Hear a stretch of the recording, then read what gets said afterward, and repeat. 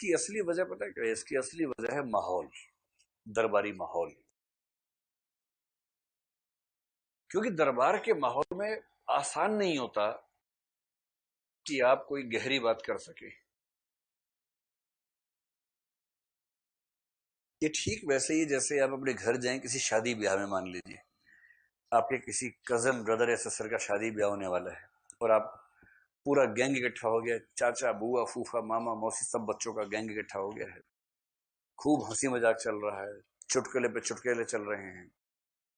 इस बीच में आप भी पहुंच गए यूपीएससी की तैयारी करके, और जब से यूपीएससी की तैयारी की है मनहूसीकरण शुरू हो गया आपके अंदर। अब वहां हंसी मजाक चल रहा है, उसमें कोई ऐसा मजाक आ गया, रंग भेद वाला मजाक है जो चलता है, घरों में चलता रहता है। आपने तुरंत वहीं टोका, देखो इसमें रंग भेद है, नस्ल भेद है, और ये अपार्थीड अमेरिका में होता था, भारत में भी नस्ल भेद का मामला है। अभी एक रिपोर्ट आई है यूएन की, ये ठीक नहीं है, ये ठीक नहीं है। तो सब घूर के इसको देखेंगे ऐसे, अच्छा अच्छा ठीक नहीं है, अच्छा अच्छा अच्छा, फिर कहेंगे छोड़ दो भैया वाला मजाक छोड़ दो, बाकी मजाक कर लो।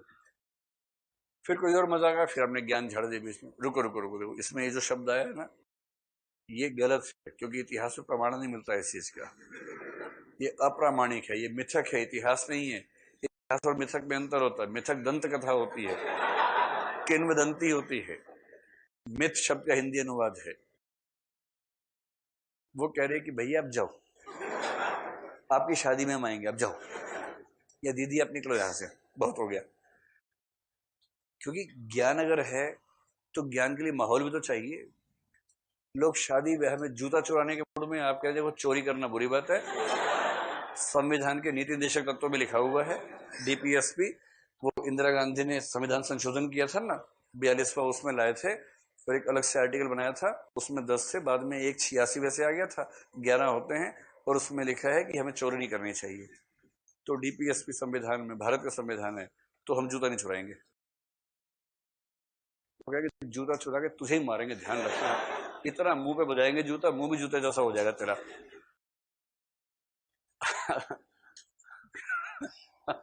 अगर भगवान ने ज्ञान दिया है तो ज्ञान का इलाका ढूंढो ना, कहां प्रयोग करना है उसका। हर जगह ज्ञान का प्रयोग नहीं करना चाहिए। एथिक्स पढ़ के कुछ बच्चे आते हैं कि हमने एथिक्स में जो पढ़ा अपने पेरेंट्स पे अप्लाई किया, सुताई हो गई हमारी।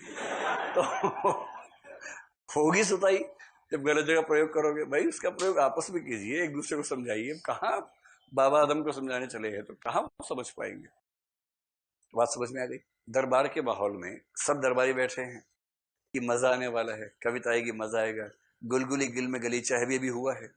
अब दूसरा कवि आया है, वो कह रहा है कि लक्षणा के 7 भेद माने गए हैं। एक गौणी लक्षणा है, जो गौणी है त्वर्थ लक्षणा है, उसके 3 भेद माने गए हैं। कई लोग उबासी दे रहे हैं ऐसे ऐसे करके। इसमें जो तीसरा भेद है उसमें और व्यंजन में बहुत सूक्ष्म अंतर रह जाता है।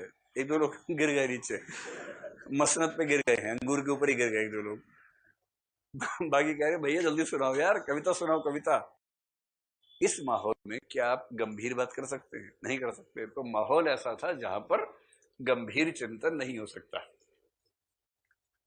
तो ध्यान रखना, आपने किसी कजन ब्रदर सिस्टर की शादी में ऐसा मनहूस पक्षपत पेश कर देना कि वो कसम खा ले कि 7 पुश्तों तक यूपीएससी की तैयारी नहीं करेंगे हम लोग, क्योंकि इससे बच्चा मनहूस हो जाता है हमारा।